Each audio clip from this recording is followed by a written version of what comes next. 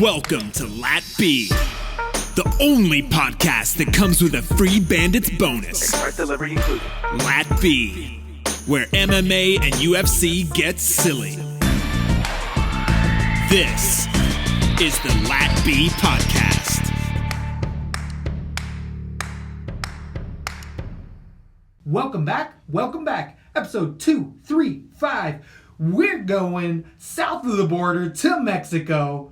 We're going to have a lot of fun stuff. Before we get there, we got to do a quick recap, get a whole 15 minutes done about what we did in Vancouver. We went, we dominated, we brought all the money back, and it was a fun weekend. We'll go over just a tiny bit in the MMA community. Then we got to hit it hard. It's going to be a stretch. We're only halfway through this, I think 12 weeks in a row worth of fights. So this is just about the 6th or 7th week. We in the long haul, and some people might need a break right now, and dare I say, Mexico City, woo! Fight study was it was getting a little steamy in there. It was getting a little bit hard to keep the eyes open, so. Is it hot in Mexico City right now? Hot as blazes, right? I think they're in definitely the end of their summer, which if it's anything like in Florida, it's still not gone. We still not in the fall. It's been blazing out here. Oh no, I was having hot flashes all day today. It wasn't even my hormones. It is hot out there in the Florida heat. So, yeah. On the recap, we had a Vancouver night, doing well, having some money plays, cashing overall. It ended up starting with Hubbard being the slight underdog. By the time it closed, the American went in, wrestled a little bit more. The really interesting thing, did you see any of his, what was it called? Like concussive or like separation, compartmentalized syndrome in his leg, which he had to be rushed to the hospital? Yes. I didn't know. I was like, what are you saying? But then when that was he had to be rushed to the hospital because he passed of a out leg kick. Of the leg kicks in this fight. So Prepolek getting the last laugh in there, essentially. He's still not able to go home. He's got some gnarly footage out there. I believe Curtis Blades posted some stuff of tubes helping him release some of that toxic blood in there. But hey, people think leg kicks don't matter. Leg kicks matter. So hopefully he does well. He earned a good win in there. Smoka coming out and running shop. Told you against this guy he was going to probably end up doing it. He ended up getting a TKO via hooks, but this was a body attack. Loving Smoka, the output. This is what we needed from him now that he's gotten back in. He's tapped Timo Yama. Do you remember much about this one?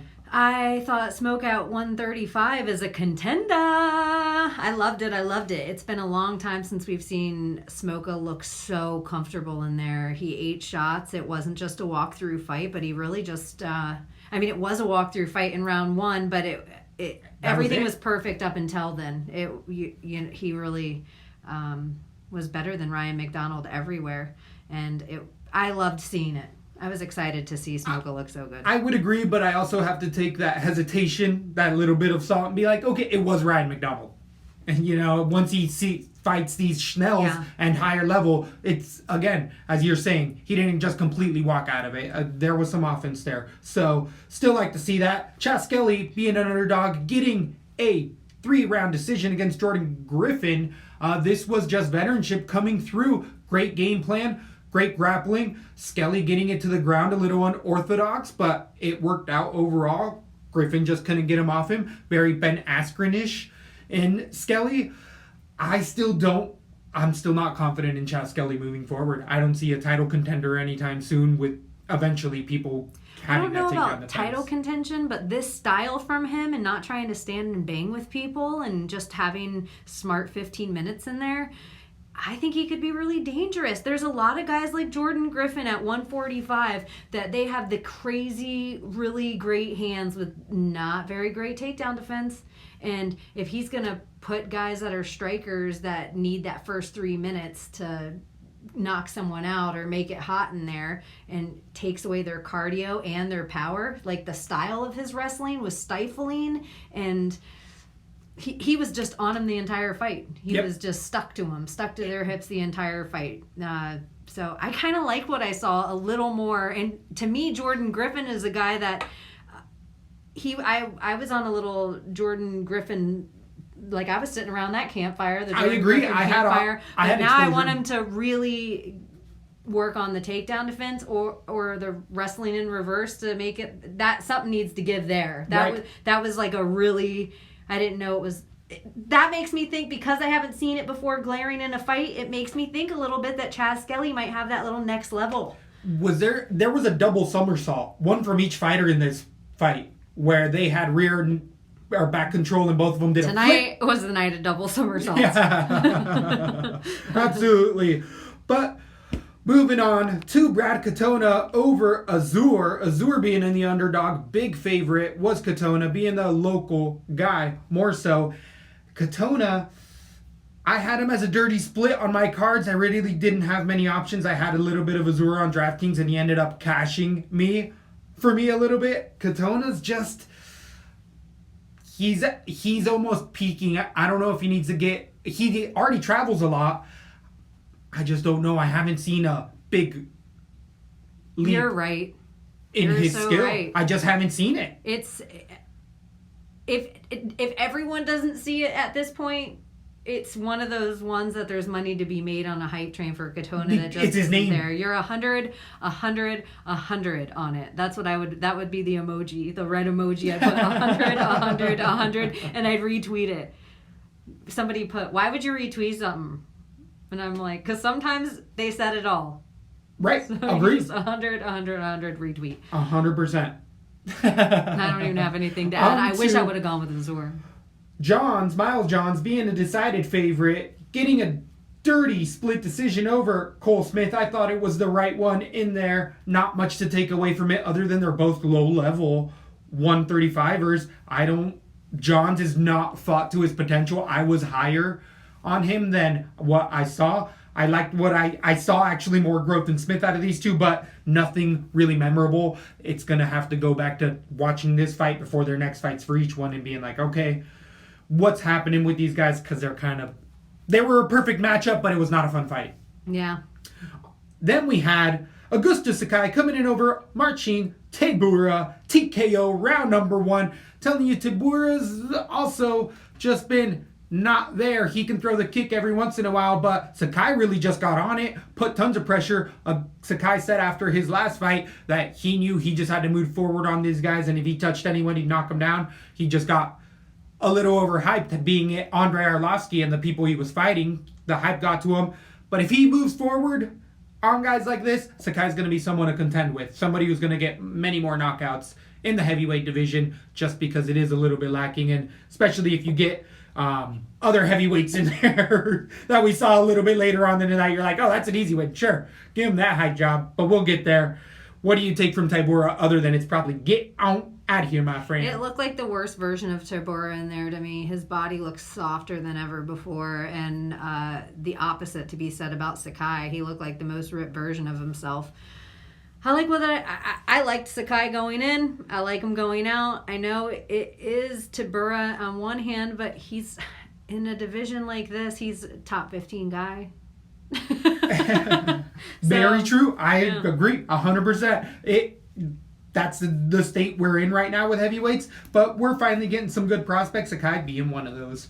On to 205 pounds, we had an underdog coming through, the local Misha Shirkinov, getting the very rare Peruvian necktie in the first round over the, what is it? Brute! The Brute Crew, the Marcelo Garcia black belt in there. Man, I was heavy on Crew. I thought he was going to knock this one out of the park. On the ground, I thought he would have a little better defense, but Shirkinov showing just great ground skills, really, really putting it on Crew. And that necktie, you're supposed to break those hands. That was a strong grip. The shoulders are even locked in there a little bit. I got nothing bad to say about Shirkinov. I think I'm going to still be betting against that chin as we move forward with him. The Brew Crew, hey, this is good for him. It's his first loss. Is it his first loss? I think his second. Yeah, this is his first loss. So he's going to go back this is still a top 15 guy, as we're saying, with Shirkinov. Shirkinov still has everything there other than potentially just that jaw. But if Shirkinov does that Ben Askren, that Chas Skelly, all of a sudden, and is like, fuck this striking, I'm getting right to the ground, he's going to be a force to be reckoned with, for sure. That's kind of how Serkinov started, and somewhere he fell in love with his hands, and he's been getting knocked out all those fights. But if this kind of Serkinov is going to come out, and the exact same as I was saying with Skelly, I think it's very scary. Jimmy Crute, I was so high on him. He kind of was the ruiner of my night. Yep. But he needed this loss, and Misha Serkinov isn't a guy that just has okay ground game. I just thought Jimmy Crute was entirely going to keep it standing, stay away, and just stay striking, but that did not happen. Misha Serkinov is too strong and too good. So Crute still has fights to win, but that's what he needs to be working on. It's like, this was the night of glaring holes. Oh, yeah. Oh, was there some holes to be exploited, as some might say. At 185 pounds, we had Uriah Hall. Uriah Hall coming in as the PMP, getting on the winning streak. 2 weeks in a row, PMP coming through. We had him against Cara Zapato, Shoeface, having one of those big weaknesses, which is takedowns and cardio. We've been saying it here at LatB for a long time, for a reason. I feel like that's exactly what happened with Junior. Yes, he got his nose broken in that first round, which affected it, but that's the name of the game. You get your nose broken in fights sometimes. Yeah, that's the name of the game. If it wouldn't have, couldn't have, should have happened, hey, people's fingers break. People's arms dislocate. If you can get it, if you can throw that punch and that guy's in the way, it ain't lucky. Like, not to take anything away from Shoeface, but Uriah Hall being at Fortis, finally coming into his own, as we're talking about. There was times I was scared for Hall in there, but he kept a good head about him, as we were hoping with that sports psychologist. And he still has fights to win, but he's in this echelon of top fighter that he quickly has a bad matchup. And this, we saw, maybe not so much, but very quickly a well-rounded fighter can be trouble for Uriah Hall. I think Uriah Hall's a really great guy. He's 185er is probably top 10 in the world. Shoeface is probably top 20 in the world. I just think Uriah Hall did everything right here. These are two of the best, toughest 185ers on the planet.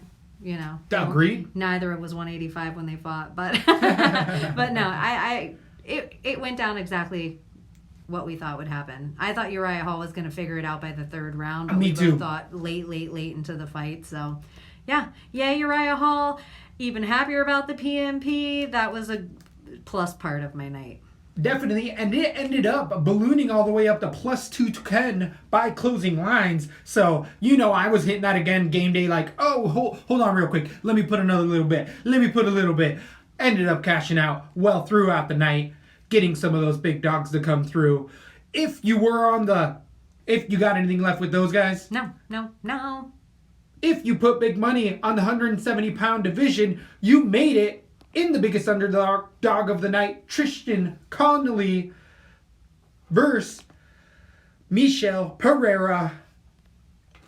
The gasser himself. We told you there's going to be a time where he gasses out and he's going to be in a whole lot of trouble. Didn't think Connolly was going to be just big enough because he was moving up for 155, but he weathered that first round storm. And Pereira was sucking gas after 2 minutes, 50 seconds into that first round. But there was an entire dance-off. There was cutscenes of him in the training room throwing 4 flying knees in a row, 5 flying knees, then throwing a capoeira kick. If you were live betting this, it was just like, hey guys, this guy's gas, this guy's ridiculous. His coaches came out with a dance. Did you happen to catch any of that? All of it. I would say it was the meaning of called blowing your wad.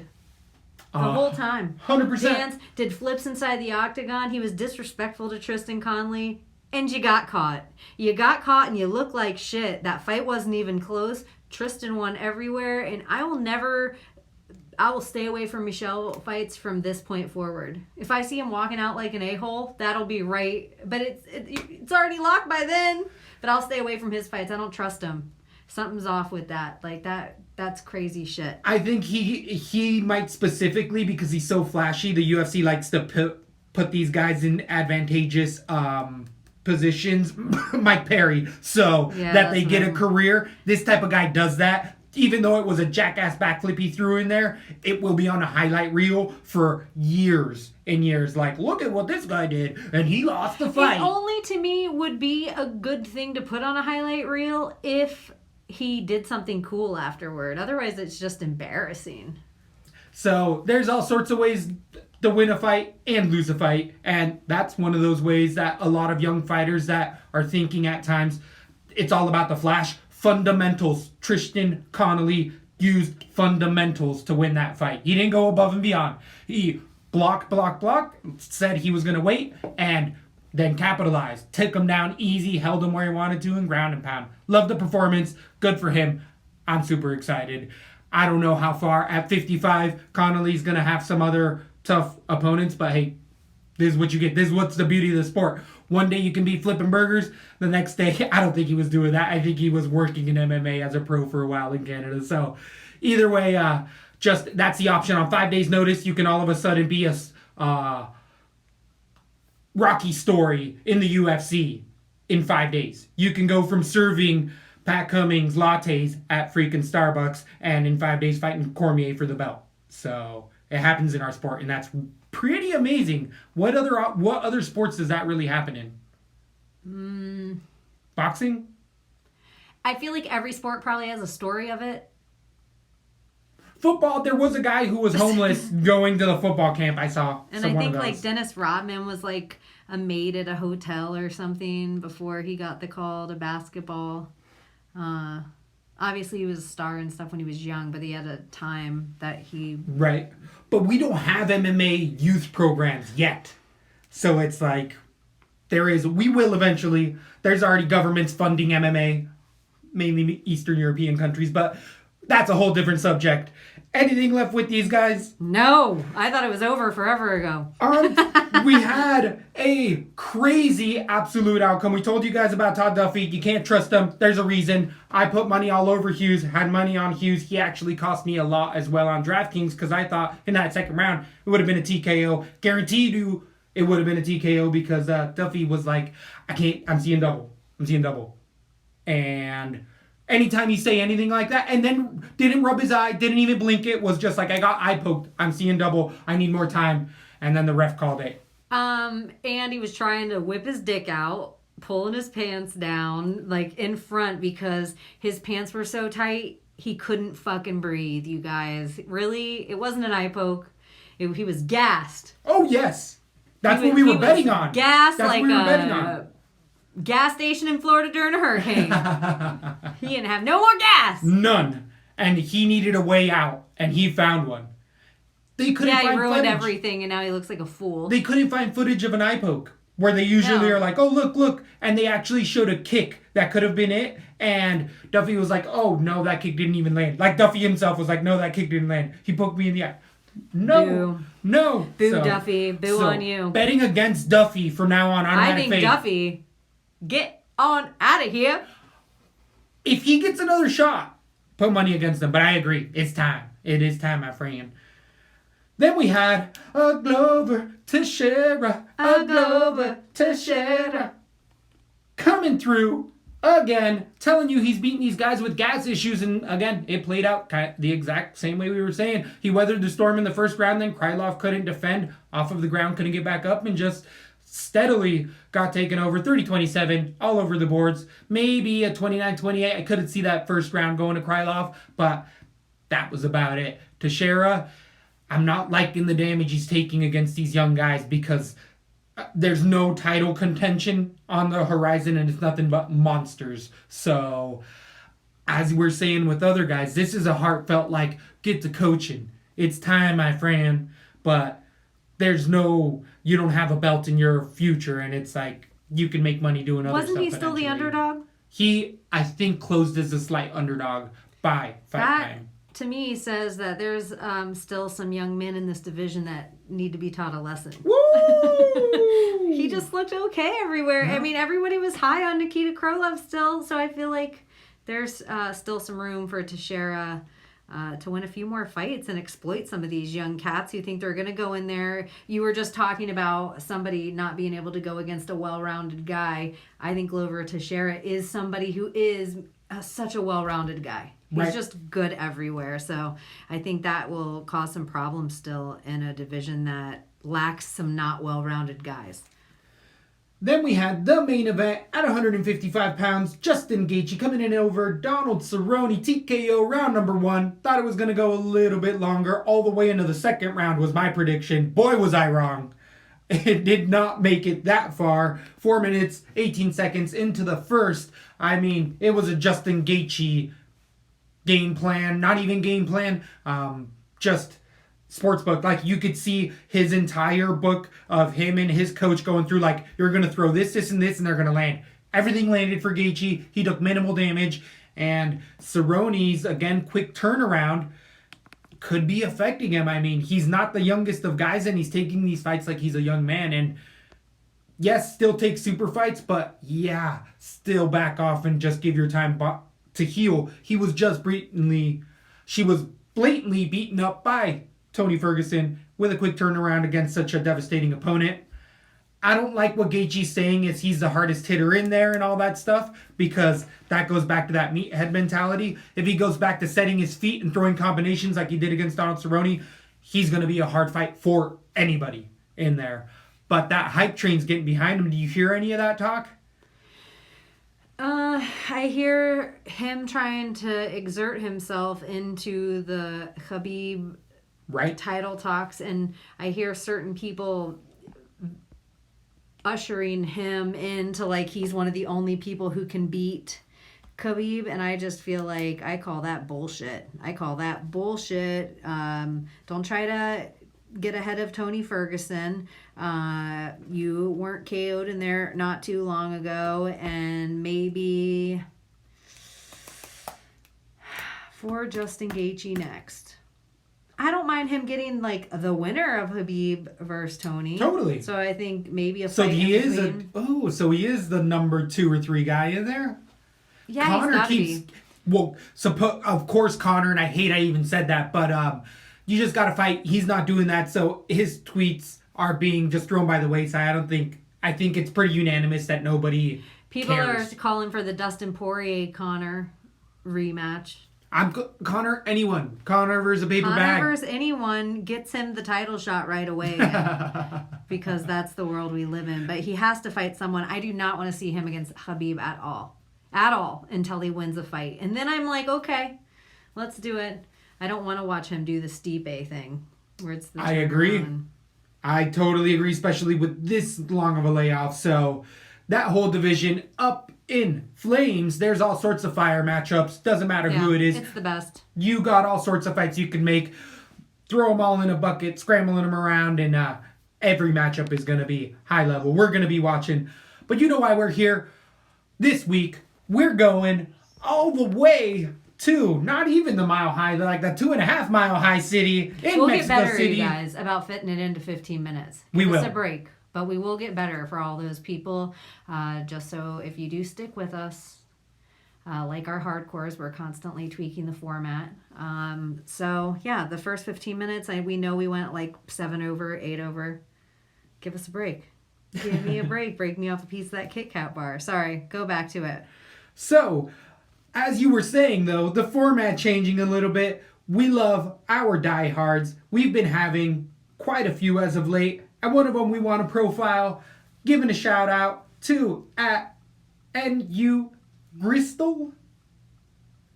Let me look. I'm horrible.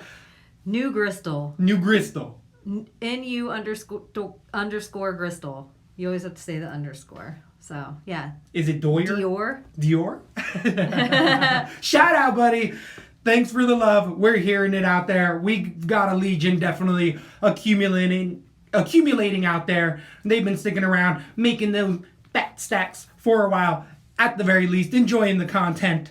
I think we put a pretty good show out there. We make it fun. Get dirty in there. And it's going to be a dirty one in Mexico City, all the way in elevation. People have been talking about it for a while. We like to talk about all these back narratives, all these things that matter. And elevation is it. When people say, I went to Denver, hey, you're still a mile underneath where you're going to be fighting. So that does nothing for you. So there is some fighters that flew in the week of, and there's a lot of others that have been there 2 to 3 weeks. We'll get into those. We'll figure those out. But it is just one of those things that, in general, I feel like if you look at the output as a whole in these type of scenarios, the output's a lot lower for fighters just because they're sucking in air most of the time. But we've seen crazy upsets because people are also like, I'm so gassed, look, this knocked me out. And you see people get murked because they can't breathe. Yeah. They can't breathe. So we have all sorts of potential, all sorts of fun matchups.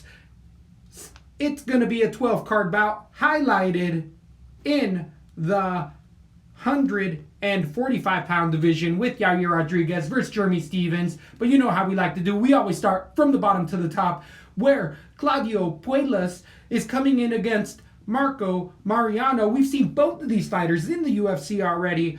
The 6-5 Mariano, I believe, came in short notice over Lando Venata.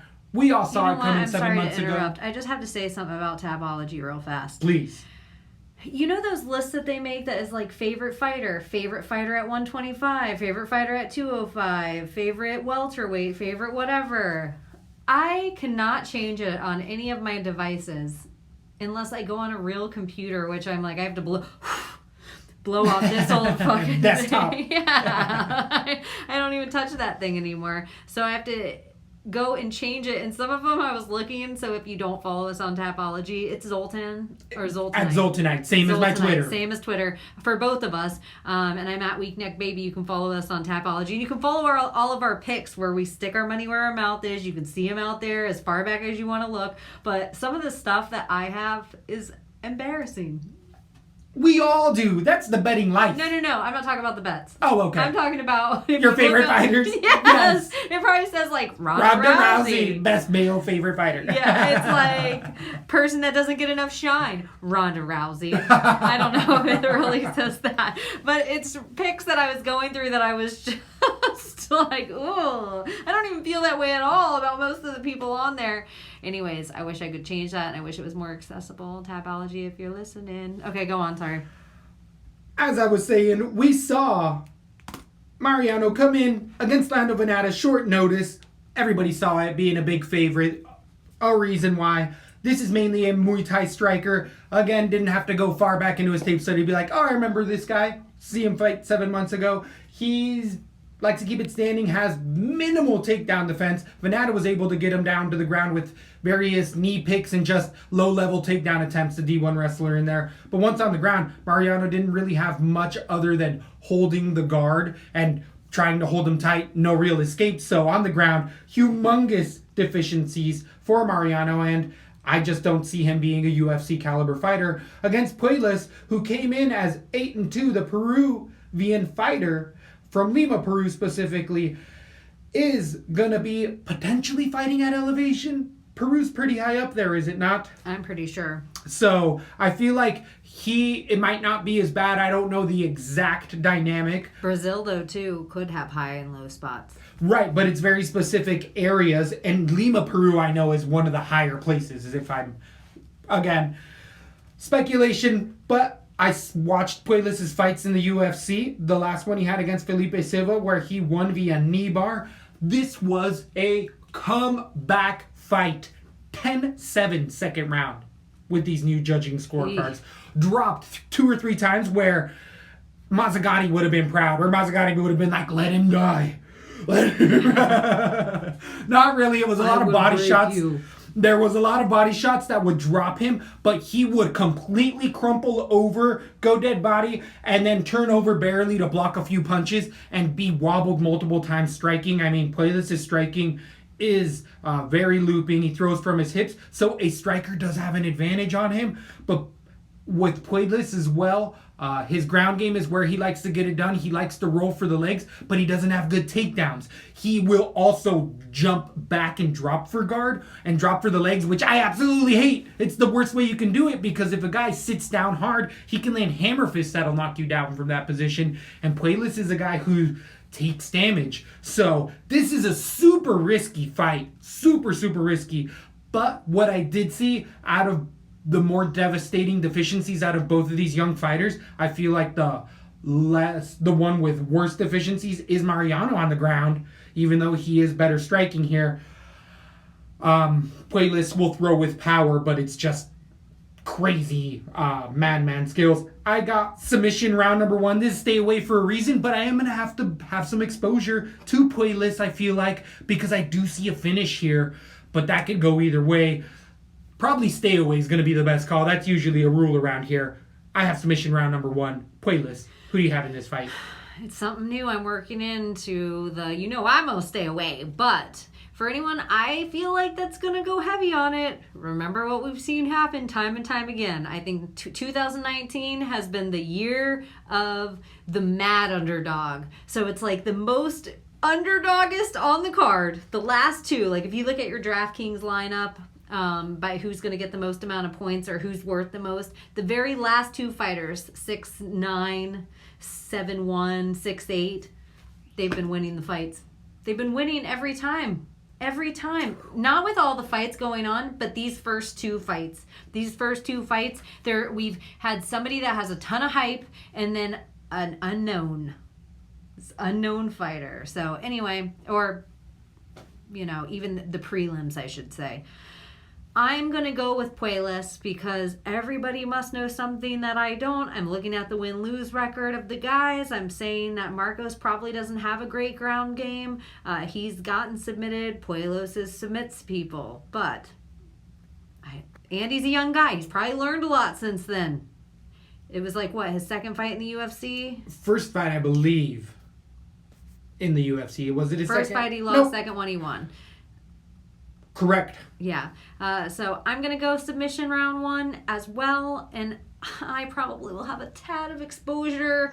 But I might do like a cheap card and put Mariano on it just for shits. Like I a really totally little cheap agree. card. Hey, I feel like I've said it before, but one of my strategies that I feel like it'll cash me at times is hedging those bets. I'll do it on one card. I won't do 5 or 10 or 15, but just so I get that itch off where I'm like, did I play that guy? And again, I agree with you. Mariano's one of those guys that all of a sudden we're like, oh, of course, both of these guys are back. You only need one fight to literally hedge your bets. Correct. Like one fight comes through good with a weird person like that affords you all these pretty secure where you're like, I feel 70% and above about these wins. Right.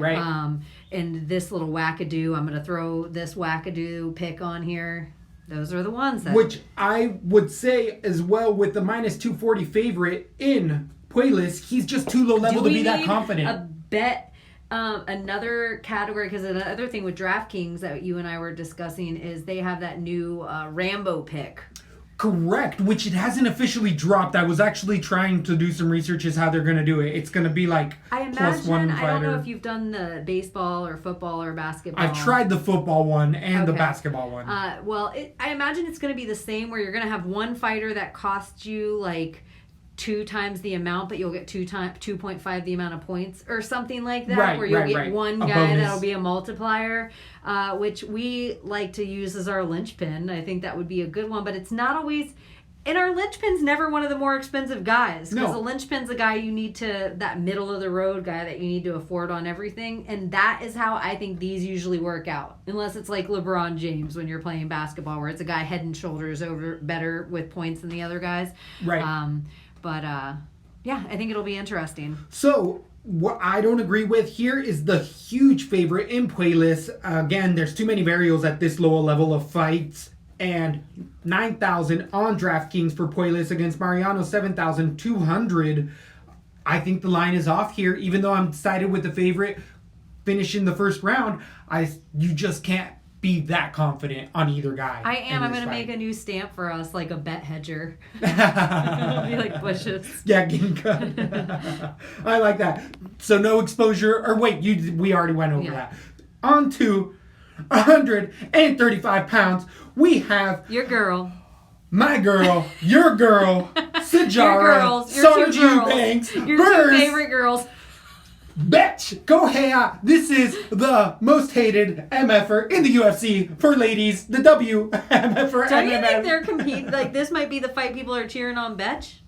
Oh, man. This is just... Don't you think they're, like, equal up there? This is so weird because I do think that these women get a certain level of criticism from the MMA community, but they bring it on themselves, and there needs to be a belt behind this. If we're making a bad mother effer, we're like in, like... What is it gonna be named? I ain't making a belt for it. These are your girls. These are our favorite girls. We got Sarge Eubanks against Betchy. Go hey ya. The dancing queen in there herself. Pitbull coming in there with a 10-4 record. I think that you need a picture of whoever wins this fight right there. A little heart. Yeah. A little heart frame. The 10-4 fighter is coming in with a 3-fight losing streak. That home TKO was overturned. No, it wasn't. That was a Jessica Ice. This is for the battle of your decision. heart. That it is. That it is. And that's what's... I'm going to be biased here where I'm not going to know who to pick because I'm like, I want them both to lose. Not really. Typical, dude. So, we got Betchko coming in with a basic striking. We know what she does. Throws 1 and 2 punch combinations. Will run in. If anything, we've seen her back off a little bit more, especially getting knocked out the last few times that she has. We've seen her be even more tentative. She does throw a lot of output. We'll even throw in an occasional low kick, but zero grappling. If it's there, it's rudimentary at best. We have seen her been able to get up. She has a good gas tank, but this is one of those low-level type of fighters who's just hype got her to different levels, and now that she's fighting lower level, just other fighters, we're really seeing it.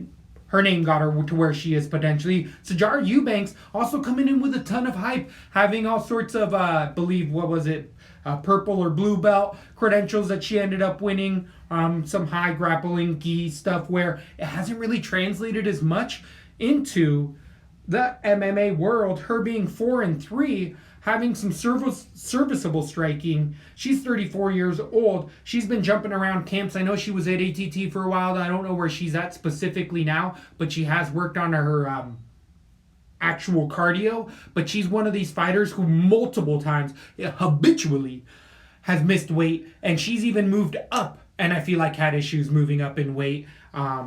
Even when she won her jiu-jitsu, I think she was at like 165 pounds, so she's really changed it. But there's just cardio issues that have been problem. She has a good, though, takedown for Sajara Eubanks. She does have a good double leg, single leg. If she gets into the ground, she has a big advantage. I don't care who you are. Against Betch Kohea, you're going to have an advantage. It's just Betch has good enough defense to keep it striking somewhat. And if you don't have a good gas tank, she can eventually keep it on the feet. Even with that, I'm not too scared of the power for Betch against Sajara Eubanks. I've seen her in there against better strikers and just do absolutely fine. On the ground, again, there's a big advantage. Give me Eubanks. I was thinking decision just because I don't like this fight at all. But the more I think about it, if it goes to the ground even once, I think Sarge can actually lock up a submission, rear naked choke. Something basic. You're not going to see anything crazy, but it'll be something meticulous that, again, we've just never really seen from Betch because people are always like, I can beat her striking. Why would I need to go to the ground with her? And most people do. Do you think at all, so we're not even worried about Sanjara, whether or not she fills up her this weight discrepancy, but Betch comes in big as fuck too. She always is. I'm saying the F word a lot today. Me too. I hope you're not letting your kids listen to this one. By far, no. We're a gambling podcast. we are definitely entertainment out here. No. You can't even bet. You got to be 18 and above. So don't let your small goats listen to this podcast either. Sure. Sanjara, it seemed like the UFC didn't like her. Yeah. And then she got this fight, and I think, this is a setup fight. This is a setup fight for Sanjara to do just what you said, and I actually am going to put Eubanks submission round 2. I think she slowly picks her apart, and Betch gives up. I do think a combination of Sanjara's hands are going to come together. We've seen her gas tank be an issue before, but she has enough professional UFC fights. It shouldn't be an issue at this point, plus the extra weight, not having to cut down. I hope we see Sinjara really step it up and be able to make works of Betch Correia. She's the perfect person for a 135er to put on their resume. And that's really all she amounts to anymore. So, as we were saying, we're going to be high in elevation. We have issues with Sinjara. Is this one of those, as you're saying? Oh my gosh, this fight could be a slow ago. And on both women's part.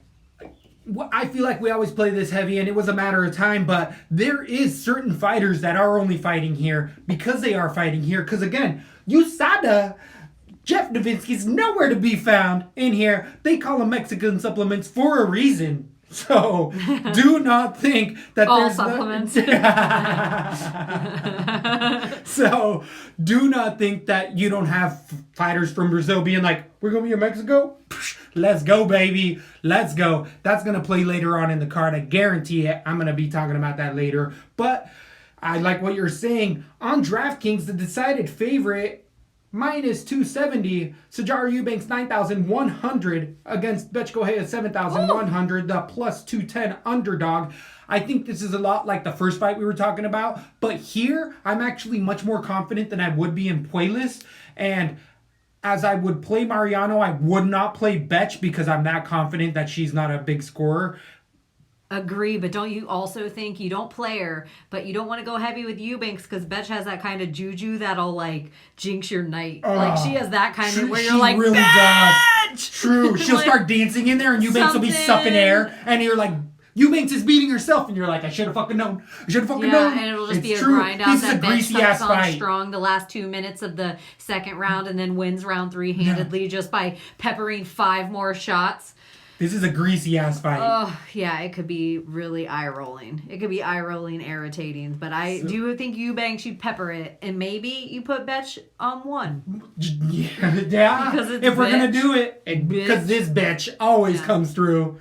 You know how she does it in there. We're going to get some sort of highlights. We're going to get some fun stare downs. Again, we always like to talk about weigh-ins. This is one of those that I'm going to be watching more closely. I watch everything closely. Who am I lying to? Sometimes what we haven't said, like, this is where you make a sandwich. Yeah. I don't think, maybe in the last part, but the first part, I think this could be good to go. It could be a quick finish. Well, this is where I'm going to say this is where I'm watching all these vlogs because they are going to talk to Eubanks and Betch Correia and they're going to say, it's hot. This has been, it's weird breathing up here. They're going to give us hints and stuff. So definitely, if you let us know. Hit us up on Twitter. Let us know if you see what we're thinking. See. Exactly. See what you see. All of our eyes can work together and we can help each other out. The truth. The truth. Real quick about the graphics for conspiracy-minded people. For people that are into, Mexico, obviously. Very Mexican looking, very prideful. For conspiracy people, eagle versus serpent. Eagle versus serpent. If you are conspiracy-minded and you don't know what I'm talking about, that's a rabbit hole. You're welcome. You're welcome. Go on, sorry. I like where you're going with that. Definitely. And I don't mean about this fight. I was just talking about the graphics. The graphics. Getting a good shout out in there. Loving the graphics, by the way. Love all of the art. Definitely been showing up since the beginning. Labby's always had pristine freaking graphics out there. On to 205 pounds. We have Paul Craig coming in against Vinicius Moreira. We were just talking about a greasy fight. The first fight's a greasy fight. I mean, you're going to be lubed up as much as Macho Man Randy Savage with all that baby oil. You're going to be greasy as shit. Woo! So, it is going to be intense in here. And I'm sorry ahead of time if we just set off the bird. Great point. That's for the extra hardcores. So, this one is going to be all sorts of fun when we have the Bear Jew coming in as all sorts of an underdog all the time. The 11-4 fighter has come in and been one of the biggest underdogs of the year against so many fighters, as of late losing to Jimmy Crute, Alenzo Menafield in there, but beating the prospect Kennedy Zenjuku again in that patented triangle choke. If you go to the ground with Paul Craig, you can have issues, and it is because he is tall at 6'4" in there. I know a lot of guys... Except you know who didn't have an issue? Crute! The brute Crute. What? Son of a Crute. What? That doesn't even... It's because he does not nearly have the strength that Shirkinov has. But what I've actually liked from Paul Craig, I've been a hater of his for a while. I haven't really liked what I've seen from Paul Craig, but he has come through on some key wins against some younger guys or just key mistakes on people on the ground. He does have that flash submission ability, but I've actually liked Paul Craig's jab as of late. I've actually liked his right hand. Going back and watching that last fight he had against, was it Menafield 2 months ago? It was a TKO. I don't like he's turning around so quickly, but it wasn't horrible. I thought that Paul Craig has a faster double leg takedown and single leg shot than I thought. He got Menafield to the ground, and even the exchanges he had with Menafield weren't outrageous. He didn't look out of his league. He didn't look like he didn't know how to throw punches. Striking has come along, and I think that's a lot to say for me on Craig because I've been nothing but detrimental against him. Against Vinicius, who is 9-3, coming in the UFC and getting 2 losses in a row against Alonzo Menafield as well in a TKO. And then as of late, letting Eric Ondas, your boy, keep his job in there, getting finished in 2 months ago. Both of these guys are in the same boat, viciously being knocked out. Is that his nickname? Did I just throw that in there? Oh no, Mutate. So, Vinicius in there. Again, I was really critical of him a lot of the time as well. Doesn't have good striking, doesn't have good takedowns, and is a BJJ ace coming out of Brazil. Little bit of a padded record. He was able to get it to the ground with looping strikes in there, and once he's on the ground, he's able to beat regional guys. Some of them were good at submission, some of them not. I do think that Paul Craig has much more experience against higher level guys and has been able to pull off a couple wins where Vinicius hasn't and is still shown just a lack of striking ability that's grown. But at 30 years old, he can show me something with that Paul Craig showed me. Again, this is out of the States. Vinicius, I just feel like out of the two would be the more out of the two beyond the juice. I don't know why I'm thinking that. We'll have to wait to see weigh-ins. But I'm giving this a coin flip. I think that the odds are right. It's pretty much near even. Give me Paul Craig, though. I think the better all-around fighter is Paul Craig. But they both have that submission potential. But again, the more well-rounded fighter, give me Paul Craig. Decision right now. I don't know how much exposure I have to these guys. It's a dirty one. Paul Craig's just a little better everywhere. So I think Vinicius is going to try to go in for his huge takedowns that could work against a lesser fighter, but Paul Craig is better with them. He's going to cinch up a neck a little quicker, and I have Paul Craig by knockout. I don't know if you're going to make a prop bet on it, I bet you that'll be a little higher than by submission, but I just think he has the better hands, and if both guys' ground game stifle each other, he's going to catch him maybe with an uppercut, or a double straight right, maybe. Ooh. Like I'm picturing it. I like it. I like Paul Craig for the finish here, but I just don't know if Vinicius has ever been UFC caliber, really. And Paul Craig is like teetering there. If he was in a different division, like the 170 or 155, he probably wouldn't be. I totally agree. Again, ask that question. I didn't. Oh. I was just going to say, sorry, lost my train of thought. I thought I heard the door open, that African Grey going crazy back there. So, with this, I like what you're saying. The better all-around fighter is going to be Craig. The finish, it's tough. I like it. He's been finishing better fighters. Moreira, that's what I was going to say. His back's against the wall here. This is his pink slip, right? Like, he's got to win this fight. Maybe in a lesser division. Or At maybe in a fine. different division, but 205's a week. It just doesn't have a lot of depth. Yeah, depth yet. It's getting better, but I was just a little irritated at how dead on the odds are. I can't believe you're right on with the odds being right on. Paul Craig should be the slight favorite here, but just like a spit worth. Like a spit worth. If they were scales, you'd spit on Paul Craig's scale, and it would just be a tiny bit. It'd have to be a really good scale. You'd have to take your sweaty underwear off. Unless you were like one of those nasty motherfuckers that did this, like... Hey. Thank you for that. Paul Craig... I got KO round 2. I think both guys are going to be wheezing if it goes into round 3. So immediately after the second round's over, it's going to be a decision. But I think Paul Craig has it either way.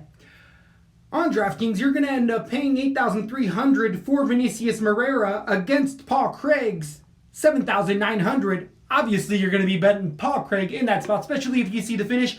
I'm going to go probably 30% for Paul Craig and probably 0 One for thing Moreira. about Paul Craig that I don't like here is how 2 months ago, his brutal knockout. Both of them 2 months ago. Oh, yeah. All right. Both of them. That's Bring why it's on even some money noise. on there. Bring the noise. Exactly. So it's an even playing field as far as that is. I don't know who was more devastatingly knocked out, though. I feel like they both went down pretty Nasty. hard. Yeah. Nasty. Both of them, exactly. So definitely Paul Craig is going to be the option in that spot. Moving on to 125 pounds flyweight, we have Sergio Pettis, also known as Baby Pettis amongst the fans, against Tyson Nam. Nam being a debuting fighter, 18-9. He's fought everywhere in every organization, has some key wins, knocking out Ali Bagautinov in a nasty head kick. Definitely, Nam's one of these guys that I've heard his name for years, honestly. He's coming out of that Portland scene in the Pacific Northwest. And it's this Nam? Because I hear that name a lot. Like it's the Smith. Like damn fam. Yeah. Nam. So it is this one, just also because of that Portland scene. So I've just known guys that are like, this guy's so good. But he has had some key wins in there, beating some guys with veteran records. Fam hasn't just fought scrubs in there. He's beating guys on winning records. Yes, he has some scrubs in there. They're not UFC caliber, but that's what happens when you're not fighting in the UFC. You're going to have some advantageous short notice replacements type of stuff. But Fam tends to be a striker.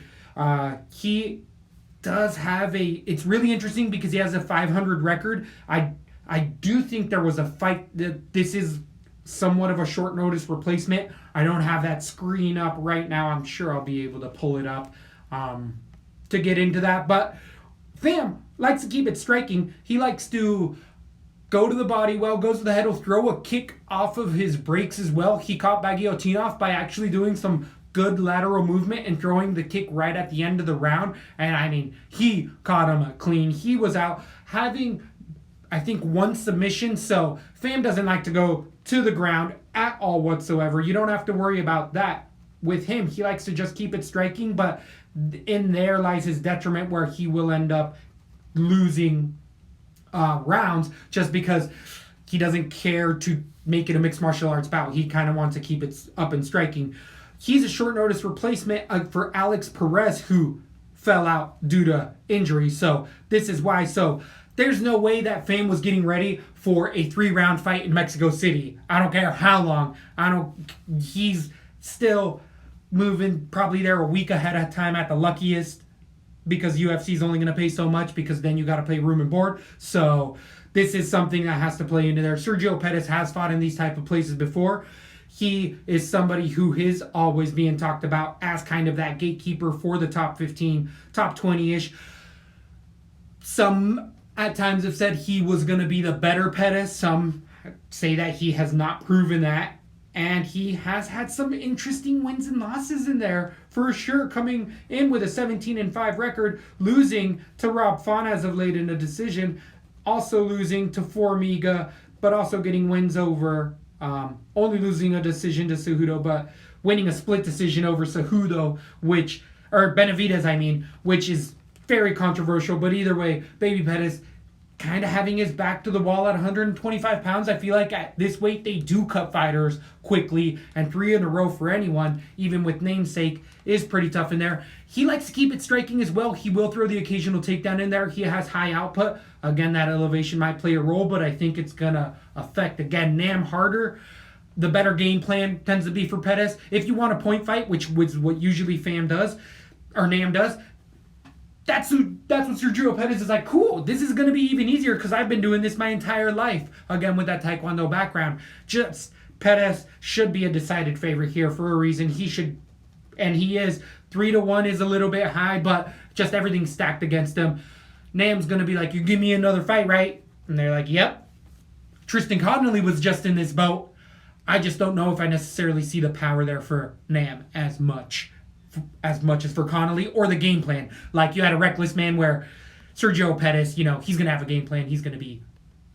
And he's old as get a young man's division. 35 years old for Nam? Literally less than a month away from being 36. He's been fighting forever. So he's a decade older than Baby Pettis too, and Baby Pettis has how many more UFC fights? Baby Pettis, yeah, his record seems like if you're looking at it from far, he's lost 3 of his last 5 fights against slayers, against the top 5 guys in the division. Right. So he's only been fighting legends since he's been in the game, and he's still so young.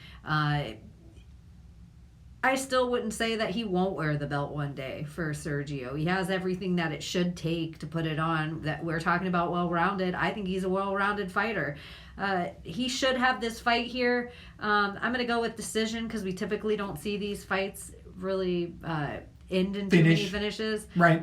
But it should be a performance by Baby Pettis. And he's a small enough guy. He should lay out enough points that he's worth it, even if he's 3-1. So he should be like 9,300 on DraftKings for the decided minus 285 favorite against short notice replacement Nam, 6,900 plus 225 right now. I think the odds have even increased a little bit more for Pettis' favor. It's all right, but I am going to say that I do think the odds are off here as far as DraftKings. The betting lines are right, but for that price tag, especially where we're going to be fighting at, I think that for the decision, I don't see him be getting close enough to that 9,300 or 93 points essentially to be paying it off. I think Pettis does win, but I think he gets that average 55-9, 60 points he gets. And at 9-3, that means he needs a finish, and neither of us see that. Neither of us. So if there's even a percentage of being held here, it's going to be like 10% or lower on Pettis, but I don't see myself having too much exposure on DraftKings to this fight. Not worth it. That would be what my stamp would say on this guy. Definitely. Moving on, 215 pounds, we have a strawweight bout in Angela Hill coming in against short notice replacement Adrienne Carolasi being 12-1 in there, only losing her debut via decision, I believe. I could be wrong on that. But as of late, really been coming on with a 12-fight winning streak, getting a ton of KOs in here. As I was saying before, the PEDs were going to come right up, and I can't even start to break down this fight without saying if she fights in the States, she pops. Immediately. As soon as I saw it when she was fighting in the regional scene, I'm like, I'm not going to say it again, but someone might just be wearing a wig in South America. My bet might be coming through in South America. She's all muscled up in there. I mean... You're saying you're going to get the money back? That's Chad Mendez? So, definitely bodied up in there. It's a joke. That's Chad Mendez? I thought that shit too. And her hair, she looks like she's from like a 70s or 80s movie or something. She's an extra from Stranger Things. So, she's the guy with the leather jacket. Yes. She's the guy that turned into the monster, the cool guy. Spoilers. Yeah. She's shredded. Absolutely shredded in there. Comes there She banging. makes Jessica Andrade look like puny. 100%. The 5'2" fighter in here is bodied up in there. If this was in the States, potentially, I would be more off. Well, I'd be more off her. I just think that PEDs are going to play a role here because she's on everything and EPO, so you know her gas tank's going to be good. I did see her in a 5-round fight where she went into the 4th round, got a TKO via teep in there against Souza. There was some other promising finishes in there. She has a good clinch in there, will throw knees to it, goes to the body well, throws a ton of output, throws a bunch of power into her punches, and just has a lot of output. But again, her low level that she's been fighting at, of course she's going to be able to finish some of these ladies. Some of them do have beneficial records, but nothing is in the category of Angela Overkill Hill. She's been on that tough house. She's been semi-title contender. She got kicked out of the UFC, won the Invicta belt, got brought back in, and has still been spotty in her record. 9-7 We know what we're getting with Angela Hill. We keep thinking, I keep hoping that she's going to grow as a fighter and bring in more wrinkles to her game, bring in more grappling, really just show that she's an MMA fighter, but she just stays a Muay Thai striker in there. She likes to go to decision, is a constant split decision queen in there, someone you always have to be hesitant on. She has a lot of output. I don't want to say she gasses because she throws a ton of output, but she does start slow and she doesn't finish well hard, so it's not just really good. You're just always like, get into that next gear, and she doesn't really have it. So she's gonna be put on her back foot a lot, I feel like, from worst fighter, but the pressure from the worst fighter is gonna make it a closer, dirtier fight. We've been having greasy fights all night. Throw this one in there, because I don't think you can be incredibly confident here. The line shows it, but I think the line could be even tighter just because of where we're at and intangibles here. Angela Hill, just not confident in, but she should have the experience. She should be able to just keep it on the outside and win a point fight, but she's one of these type of fighters that you're like, why are you doing this? All of a sudden you're yelling at your TV, so I'm going to just big fat stay away from this one. Even though it's a debut fighter, again, I think the juice is loose, and that's going to play a big role too. I think the juice is loose probably for, well, you said 4th round finish. No. Or wait, I did say 4th round finish for Carnelossi. I got to stick with what I know here. Angela Hill's gone against some of the best ladies in the world, and not that Carnelossi hasn't, but like you're saying, the juice has got to be loose. I just think that she's going to be the one to gas here. Angela Hill has to have some little tiny bit of Valentina hot sauce, a bit of cardio, like just a dribble of hot sauce cardio better than this girl. I gotta think it, unless there's tons of EPO and everything else, and she has this perfect cardio that she's just a machine, I would break Angela Hill. Again, it's the pills, it's not the skills. Yeah, but Angela Hill is like kind of a snooze fest when she fights. She stays on the outside and doesn't really put enough work together where you feel like she should be fighting with the best women in the world. Like, it's like she is fighting the best women in the world. When you think Bellator women, when you add up the whole world, they're still the best women in the world. But right. Best women in MMA, Angela Hill's just not making it to that top echelon for me of UFC. I don't know who this girl is. I have Hill decision, but I think this is stamp. Stay away. Totally agreed. Don't ride the hype train of this other girl either. I don't know. I totally agree. It's going to be a stay away. The minus 140 favorite for Angela Hill is going to be 8,500 on DraftKings against Carlossi's plus 115, 7,700. Again, you should have too much exposure from this. Anything left with this greasy, dirty split? Nope, as we always do with Angela Hill fights, overkilled. At 145 pounds, we have Polo El Toro Reyes coming in against Kyle Nelson. The Canadian's coming in with a 12-3 record. He is the monster. In the UFC, he has only lost with a 12-3 record, losing to Diego Ferreira, which doesn't look that bad all of a sudden. Getting finished in there. He was a short notice replacement, but as of late, losing to Matt Salas in a submission arm triangle 4 months ago. But I loved going back to that. Had Salas in that fight, and Salas is doing sneaky work in there. People are underestimating him. He just actually had a really good fight announced versus Bryce Mitchell. I believe it's in Florida. They're coming over here to Tampa. That's a fun fight. But Salas being sneaky in there. People are sleeping on that guy. I'm telling you right now. In here against Kyle Nelson, putting good work striking. Nelson likes to keep it on the feet.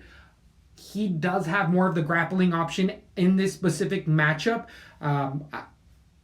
As far as the takedowns, he has the better ones, and as far as the ground game, he's the one who's more likely to use it. But that's because Polo Reyes doesn't care to strike at all. He is a boxer swinger in there. He's going to be a local Mexican favorite. He's on a 2-fight losing streak, coming off of some of the highest wins he's had in a long time in there with one of the fights of the year against Choi in there, but he's beat Jason Novelli. He's been in there against Vic and lost. Beat Frivola in a TKO. Lost last to Dover in a left cross knockout. But what was really glaring about that 2 months ago was how Dober set that up with a ground attack. Dober completely beat as did Adzovic on the ground. Well, it was set up striking because Reyes had nothing left. He ground and pounded him to a pulp, and then when they got back to striking, Dober, who doesn't knock out people, is like, cool, this guy's done. And that's just as what happened with a long-time fighter at 34 years old. He's always going to be in brawls. You know what you can get with Polo Reyes, and that's someone who's going to move forward and throw 4 or 5 punch combinations. They're going to be looping. He's going to leave his head down and just move forward. He has a good gas tank. He's proven it before. He does slow down, but at the pace he has, of course he's going to slow down. He's always trying to land that kill shot, even if he allows himself to get hit before he gets there. And Kyle Nelson has proven that he can knock guys out if they give him free shots. Kyle Nelson does have power in here. There's a lot of intangibles. It's just who lands the harder shot first. I don't like what I've been seeing with Reyes. I feel like he, as of late, has been finished harder. Well, they both have, again, gnarly knockouts. Again, this is a really close fight. This is one to hard to get a beat on because it's who lands the harder shot first is the essential breakdown. And that's not a good breakdown. I know that's not a good breakdown, but that's what these guys do. I do feel like technically sound. I like straight punches, and the straighter puncher here is Kyle Nelson. I had Reyes earlier. Give me Kyle Nelson, the slight favorite here.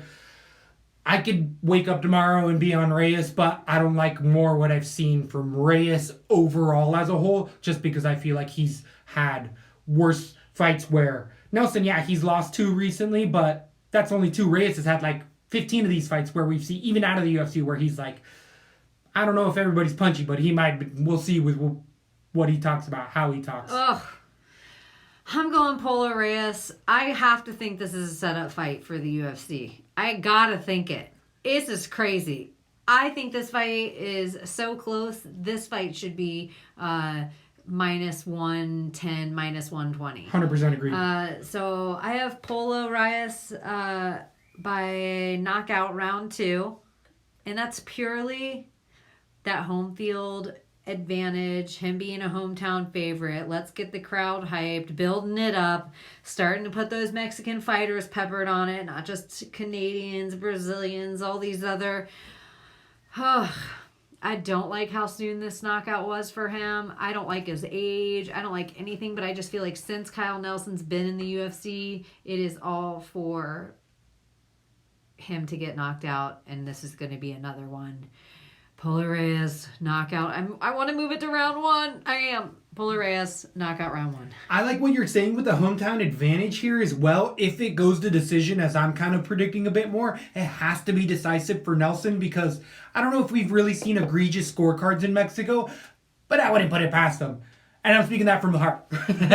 With love. With love. You're allowed to say that. I have exactly. No opinion. So, on DraftKings, a slight favorite at minus 130. Kyle Nelson's coming in as 8,600 against Polo Reyes 7,600. Slight underdog. I'm more likely to pay Polo Reyes there. I agree with that, but it's going to be low owned at that. I agree. So maybe 1 or 2 of Nelson, maybe 3 of Polo Reyes. I played more of that 20 cards and stuff like that. So still low owned. I feel like this whole fight night in general, this whole night is one that you should... Wait, we got a pay-per-view around the corner that's going to have much more distinct matchups where there are going to be some... What do we have coming up? Pay-per-view. It's a pay-per-view that's definitely a good one. Right around the corner. New Zealand. Oh, Whitaker. Yeah, so there's definitely some fun matchups out of there. So this is just one where it's like, all right, put some cards together, but don't be bet in the house. In general, don't be bet in the house. But this is one of those where you're like, okay, even if you got to go to a barbecue. So next one on September 28th will be that, and that'll be Jack Hermanson, Jared Cannonier. Woo! So that's September 28th. That's a pretty good distance from now. No, that's the next week. That's next week. Then the week after that, no, is that 2 weeks later? 2 weeks after that, October 5th. That might be 2 weeks.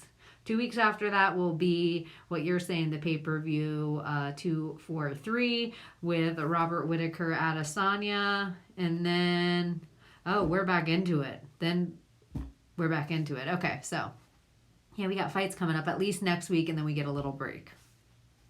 But Definitely. I agree. Don't go deep. Don't go deep on this card. This one's definitely one to take lightly over the week. Hey, maybe throw some of that money into this Rambo option because you know it's going to be effed up. Yeah, start playing with it. Exactly. Figure out how it works. Exactly. We know that you're probably not going to win first place if you do good, but we're all going to be just trying on that one, giving our best options.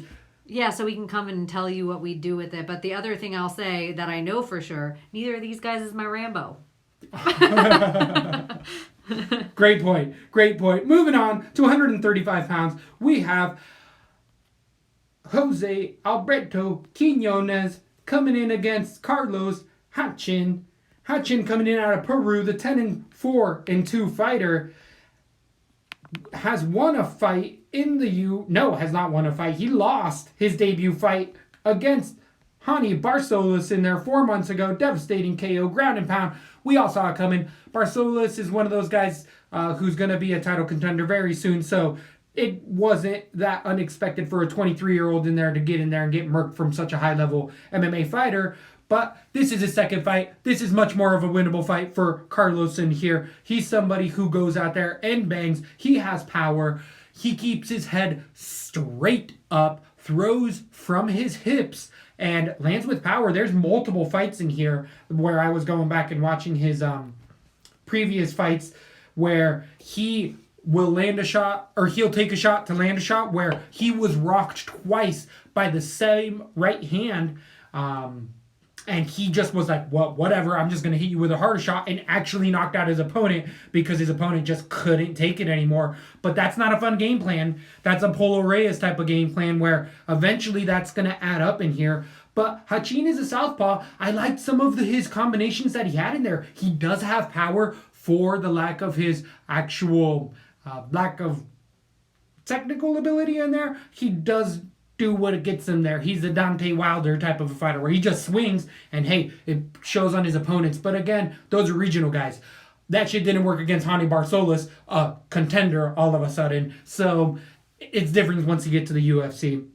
And in Quinones, he's proven that he is UFC level at 6-3 in here. He's been fighting for a while, getting wins over Rivas in there, coming off of the Latin America series as well. He has multiple fights in the UFC, over 6 or 7, beating Ishihara, losing as of late to Nathaniel Wood via a rear naked choke, where we saw where a lot of people think the boxer has had issues, and that is once it gets to the ground, he's not able to necessarily get up, and there's some lacking takedown decisions. He has gotten better on the ground, and he shows a lot of heart, and he's going to be a local favorite for sure. I know this for a fact, that he's actually been training for the last 6 weeks in, I had it at the tip of my damn tongue. I know the name. I think they're in a part of Mexico with Little Keaton Stevens for 6 weeks. It is. Oh, that's a great knowledge. Right. They went 6 feet ahead of time, but they're actually in about 500 to 700 feet higher than Mexico City. Wow, brilliant. So they're actually going to be at a higher altitude coming down to Mexico City. Been working on that cardio. They've been doing extra work. And Quinones in there has definitely always proven that he has a gas tank. His takedown defense is proven not so good, but he doesn't have to worry about it here at all. So striking-wise, this is a boxing match. He's a more precise striker. He doesn't have the power, but Quinones is one of these guys that'll use technical boxing, grind you out, eat a punch more than I like in there, but he's able to wear it well. Give me Quinones in a decision.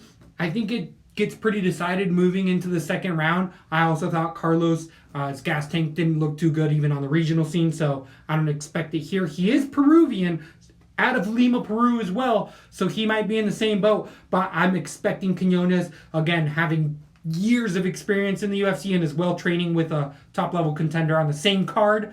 I think his ducks are going to be a row. He's going to be in a good mental state.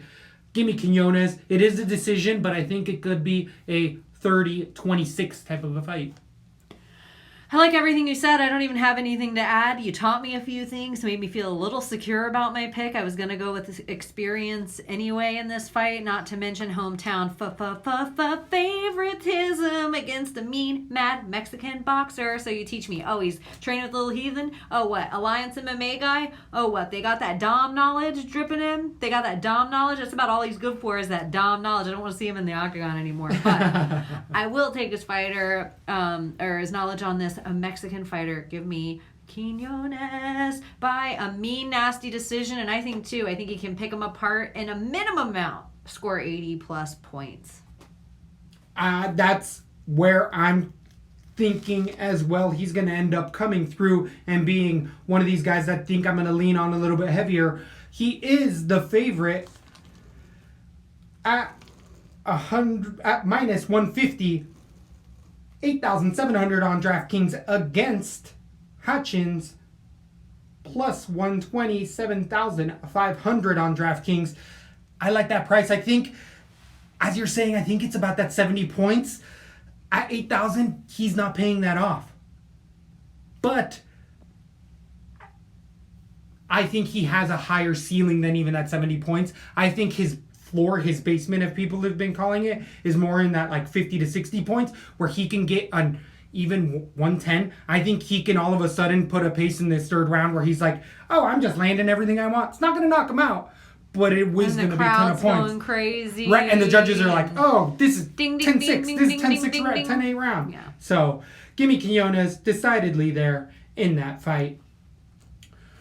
Moving on to the main card. If you're not liking and subscribing, you better be. Then you're a douche. I have to say something I saw on Twitter.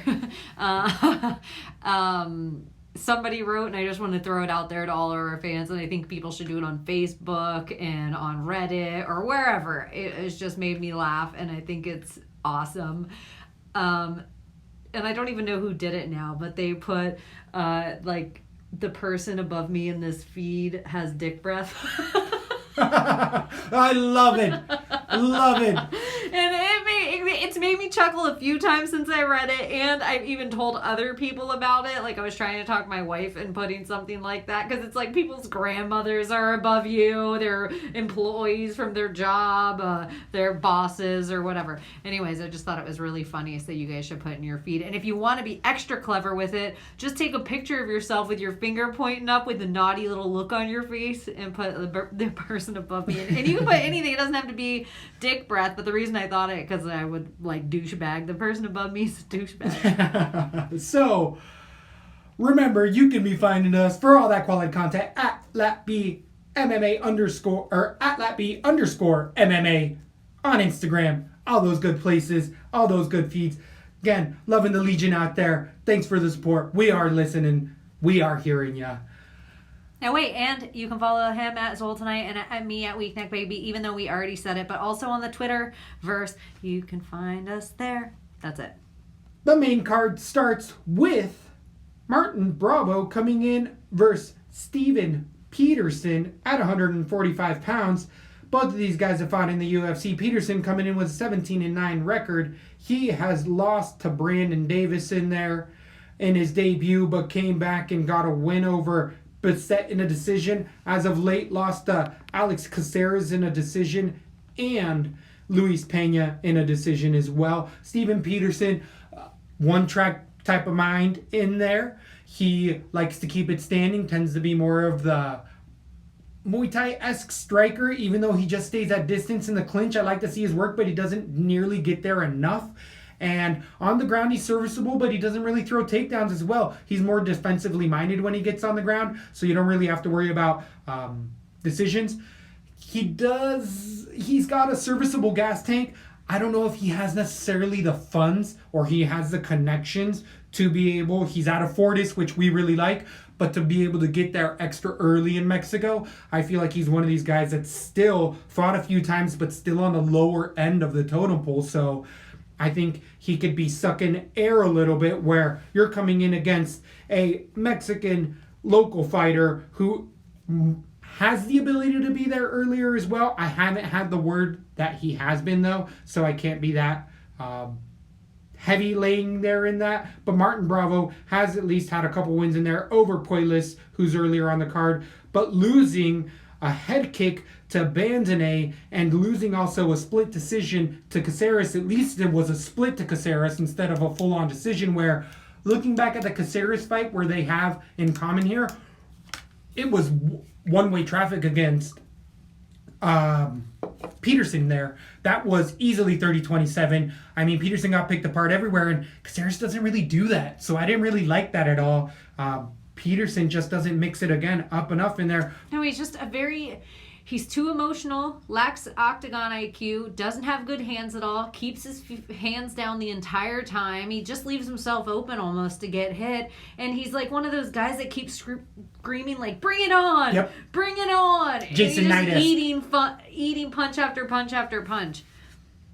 Totally agreed. So that can make it fun. Ocho and Toro.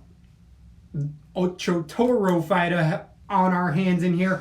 Bravo does have a little bit more of advanced of a ground game. He has a couple more submissions in there. I do think Peterson can keep it, those striking. Oh, this has dirty split written all over it as well, as we're saying. The more distinct avenue to win would be Bravo giving it to the ground, but I think Peterson's shown enough defense, so I can't be confident there. But if it goes to a dirty split, gotta give it to the Mexican fighter. Give me Bravo decision. I don't like this fight anywhere. I don't think I'm gonna touch it. I don't know if I see a decision either, or I don't see if I see a heavy DraftKings decision where I'm like, oh, this is gonna win me the night. So give me Bravo decision here. The line's right. It's a coin flip of a fight for all the wrong reasons, though. For all the wrong reasons. Steven Peterson's just one of those guys that's put there to make other people look good, in my opinion. So I got Bravo decision. I did have him by KO, and I could lean that way. Again, I want to look at his body, maybe find some open workout and see how he's doing, because he does only take like that one fight a year type thing, which I'm glad about for injuries and healing and whatnot. But I also don't want them to just be throwing him in for name value in Mexico, and Steven Peterson comes out and murks him, and I'm like, oh my God, I didn't have Peterson anywhere. So, I don't know how much longer Steven Peterson. He's fighting for his life, in my opinion, in this fight. And this is hometown guy advantage. Bravo decision. It is going to be minus 115. The epitome of a coin flip on DraftKings mimics that at 8,100 against 8,100. The averages for these fighters is 54 and 56. So, again, this is going to be low level for 8,000. They're not going to get close to paying that off. There's going to be a dirty stay away. I feel like it's going to be kind of hard for me to make lineups just because I don't like so many fights. I'm like, you don't trust any of the fighters. So I'm just going to limit my exposure for me, as betting. If you're on the fence, Steven Peterson's more of a stay away fighter, in my opinion, than Martin Bravo. Okay, I like that. It's better than me being on the fence. Yeah, and I actually think Martin Bravo has the better takedowns. And I think he's better standing up. I think he's a little better everywhere. I'm feeling a little more secure about Bravo the more I talk myself into it. I agree with that. Moving on to 135 pounds, we have returning Irene Aldana coming in with a 10-5 record against debuting short notice replacement, the 10-5 fighter Vanessa Maleo, replacing Mello. You might be right, though, because... No, I think it is. I just, again, reading, I don't know how to read. I flunked the first grade. So. I'm worse at reading it. If I hear somebody say it, I'm like, I can remember the Nurmagomedov forever. But if I try to read it, I'm like, what is this Nazi garbage?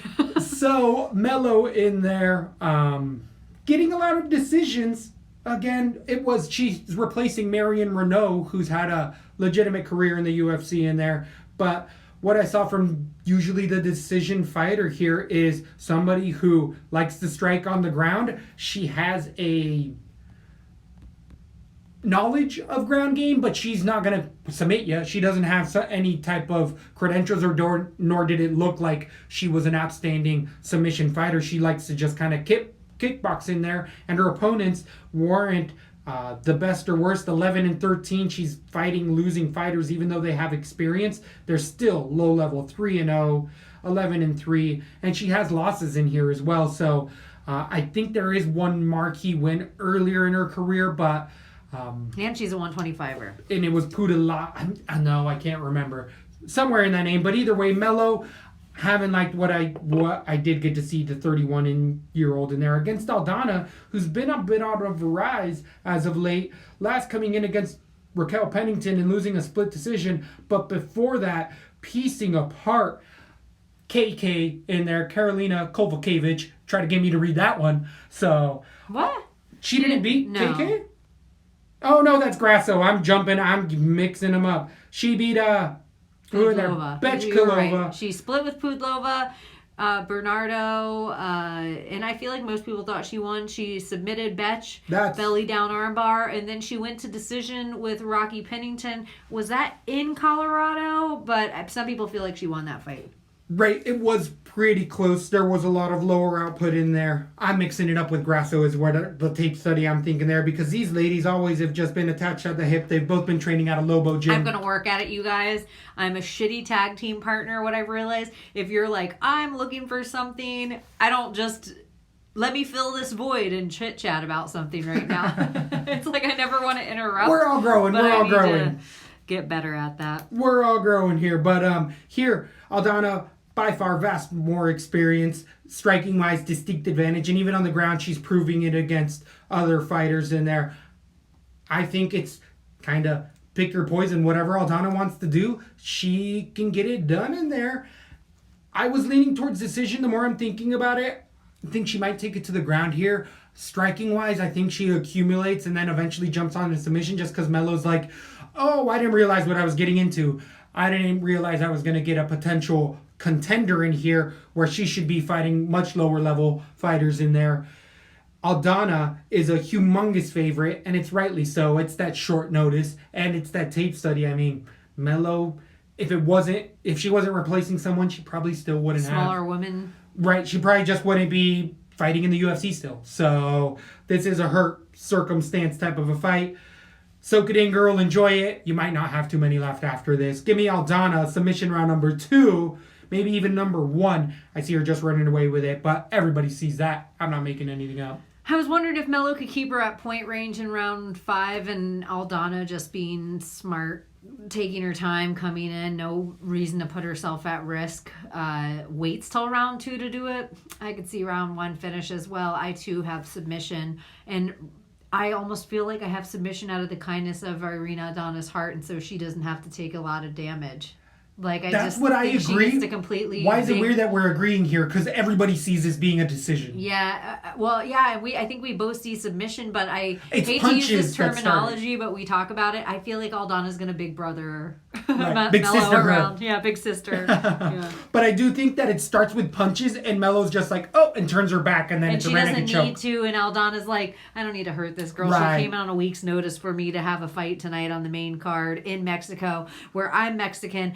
Everybody loves me. It's gonna set up fight. The roof is gonna be on fire. Hopefully not literally. Agreed. So there's a reason you got the biggest favorite of the night, being 9,400 minus 500 for Irene Aldana against Melo's 6,800. I mean, you can't put Melo anywhere here. I don't think she even has that flash knockout potential because she just doesn't have it.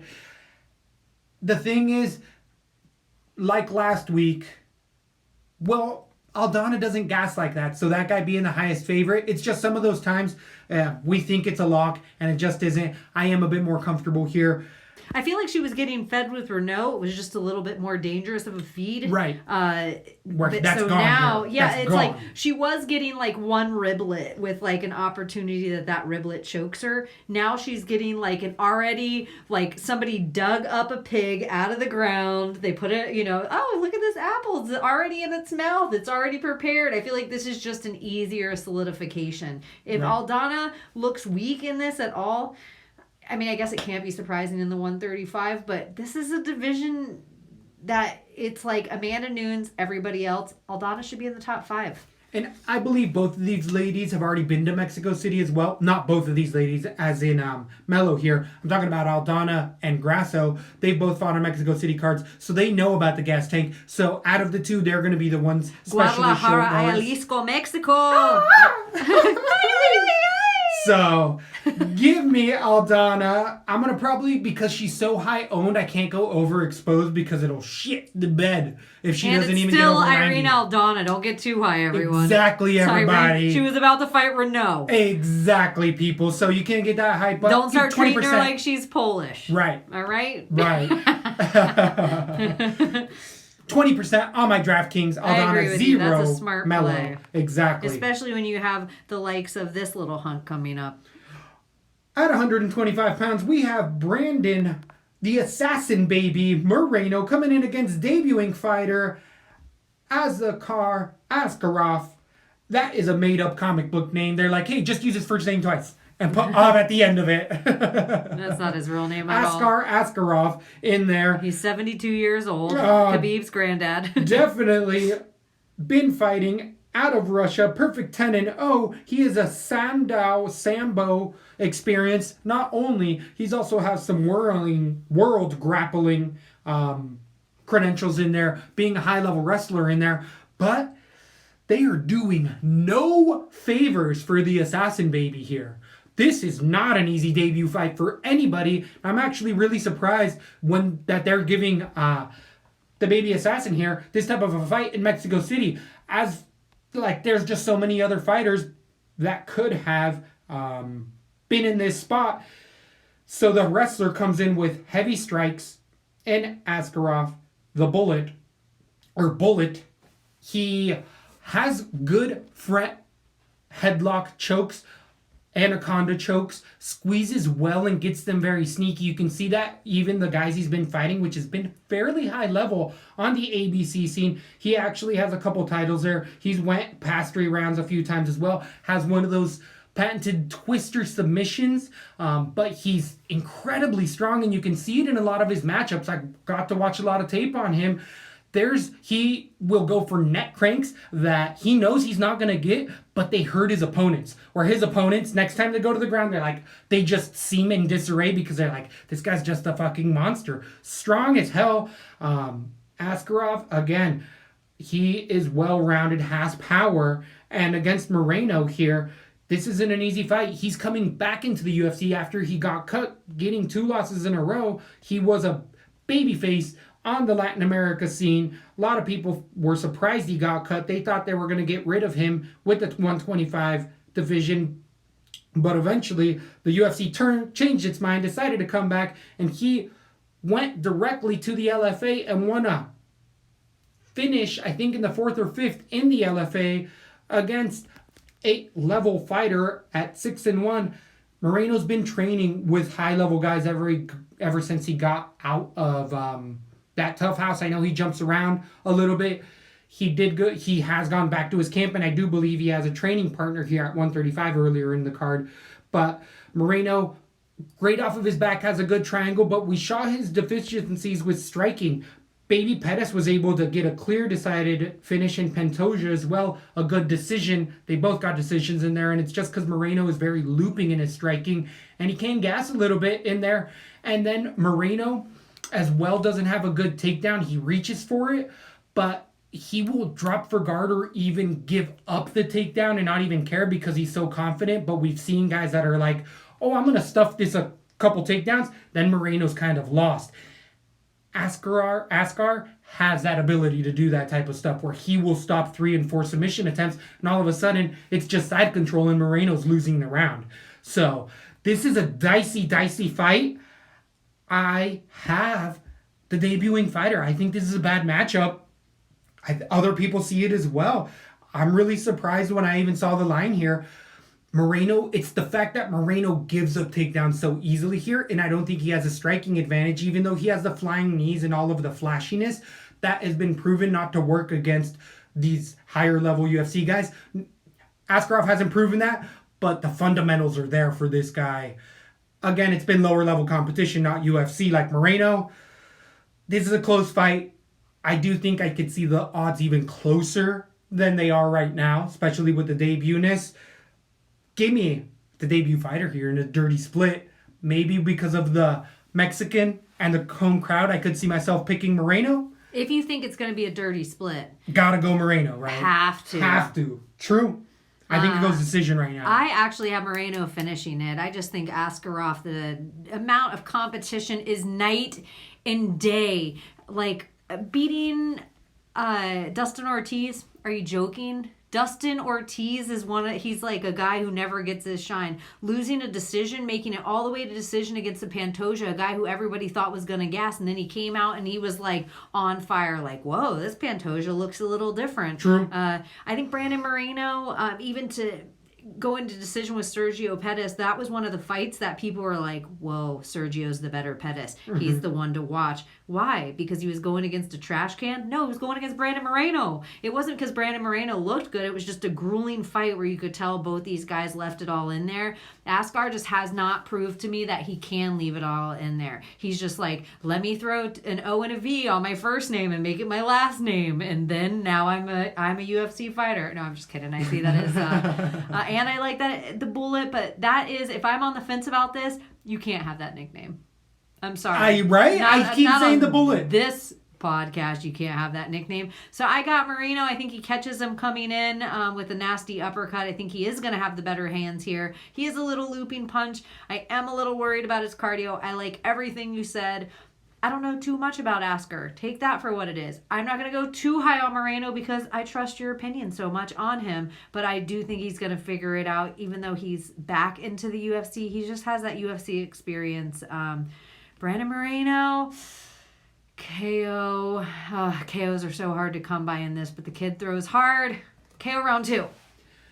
We have the minus 155 favorite for the debut fighter, Askarov, at 8,800 on DraftKings against Brandon Moreno's plus 125, 7,400.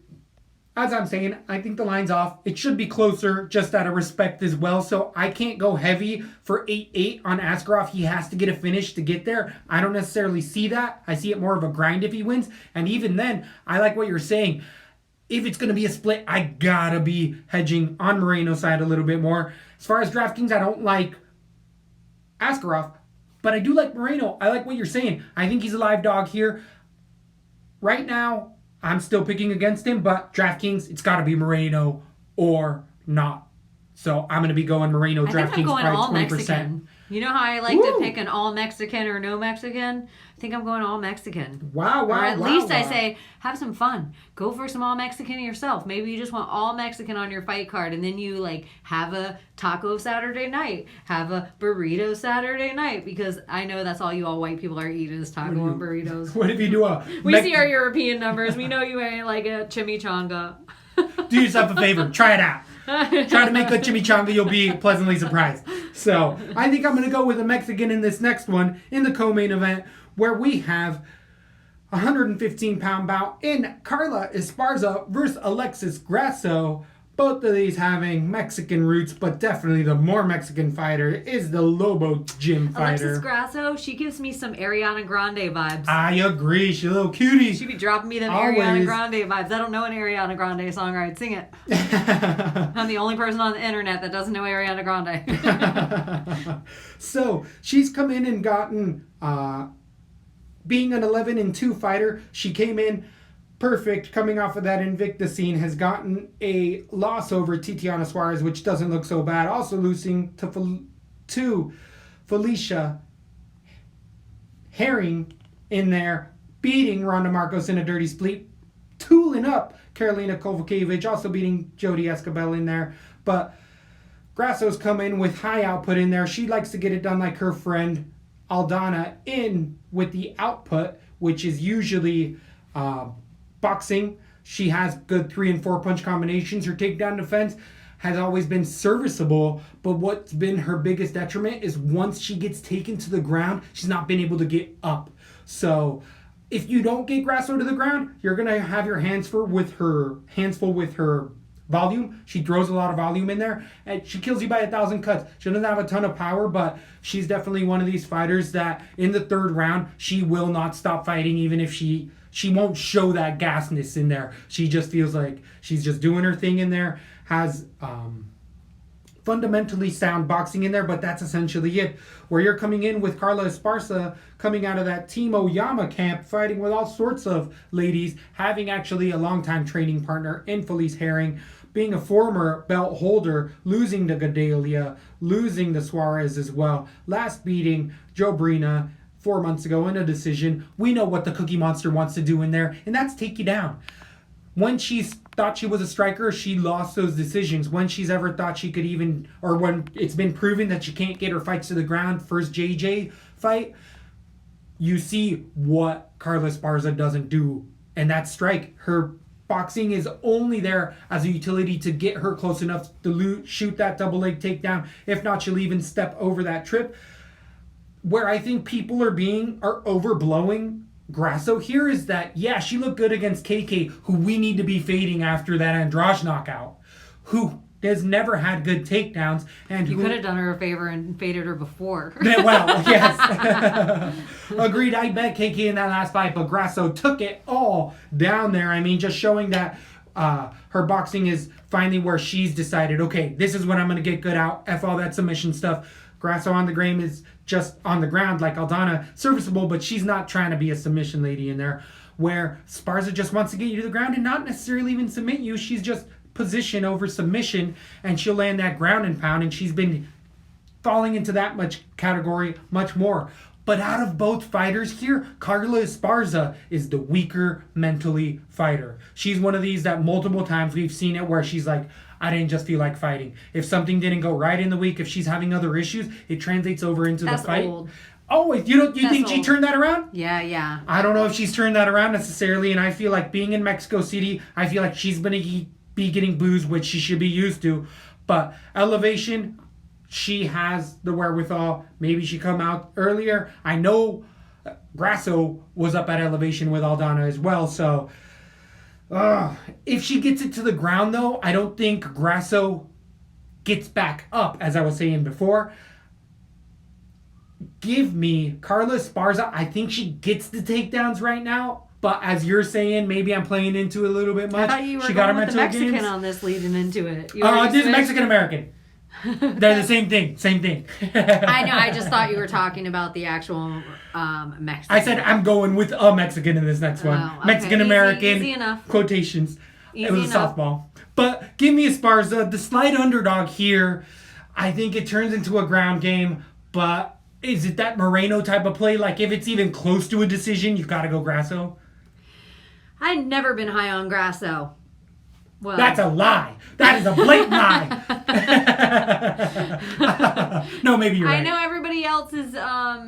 She had so much hype coming into the game. Carla Esparza's next champion, and she's only losing to next level people. Yes, did Tatiana Suarez knock her out? Yes. Will Tatiana Suarez be wearing a belt within the next 365 days? Yes. So I don't think anything surprising about that loss. And then Claudia Gadelha losing the split decision. No one thought Claudia Gadelha won that. No one. Still, I'll say it every time. I'm always going to remember. Claudia didn't win that fight. That was Carla's all day, and I actually thought that Gadelha was going to outstrike her and have the stronger, more powerful punches, and Esparza just looked a little better everywhere, including the cardio. She handled Cynthia Calvillo. That's kind of how I see this fight going.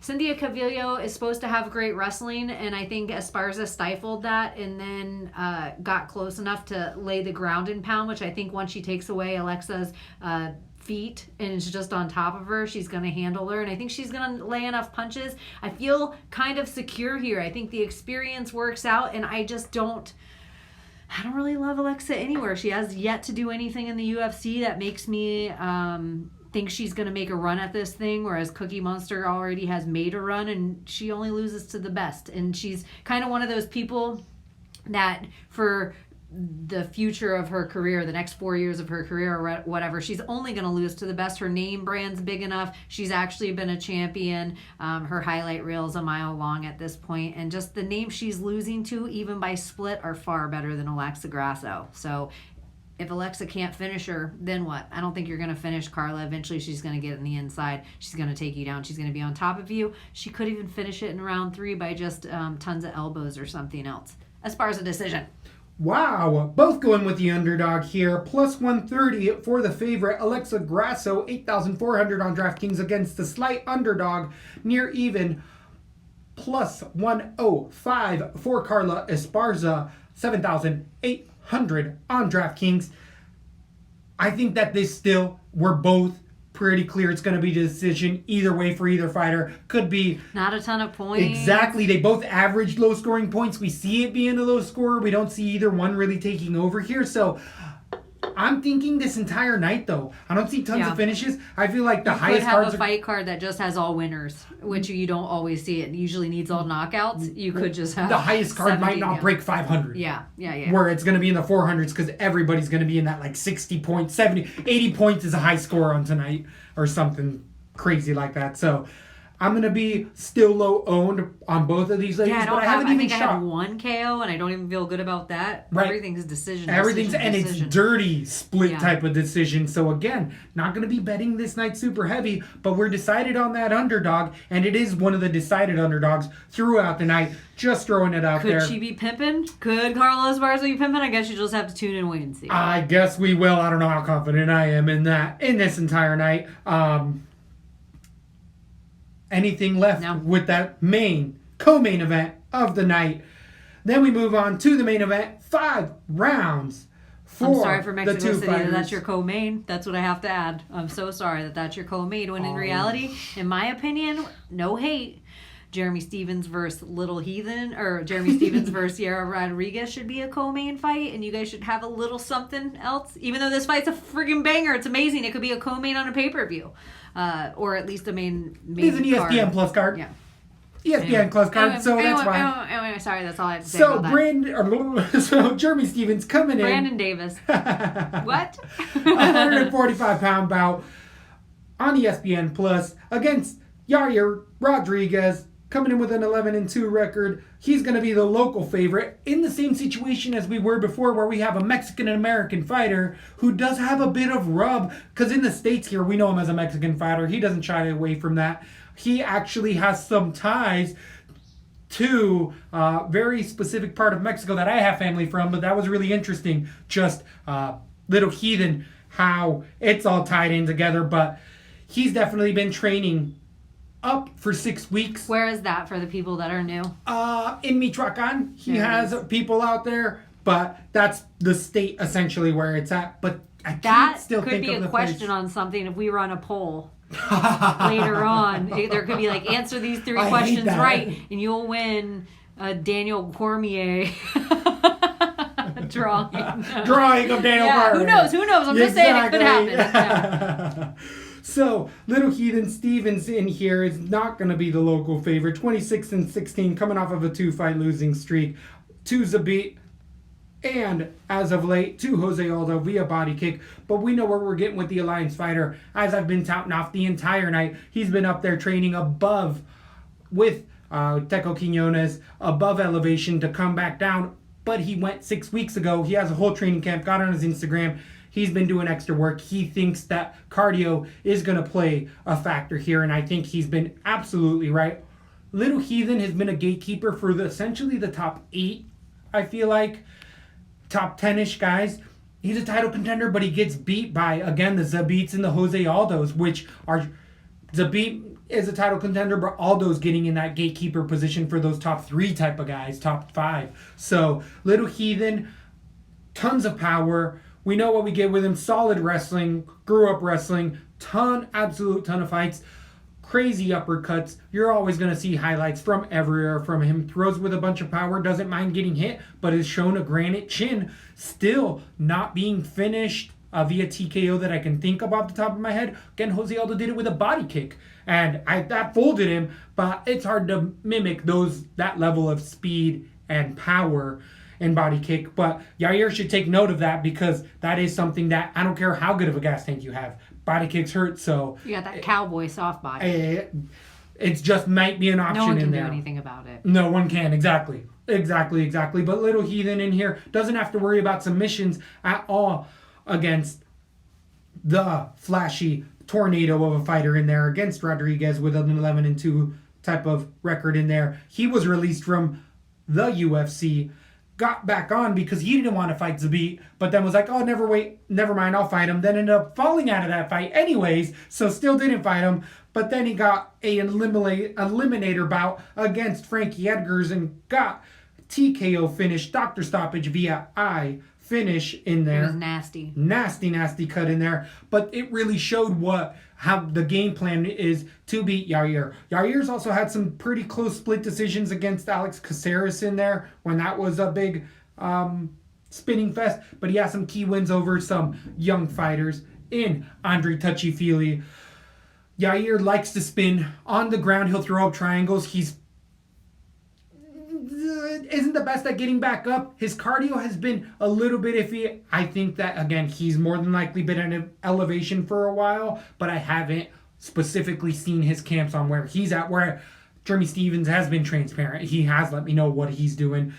With Yair, he has proven to have a little bit of a gas tank. He went 5 rounds his last bout with the Korean Zombie in there, and the Zombie showed what a good pace, good head movement, and a great striking will do, and that'll gas out somebody who's trying all this flashy stuff and essentially pick it apart. I mean, that was 4, if not all 5 rounds, absolutely for Korean Zombie in there. He won that entire fight.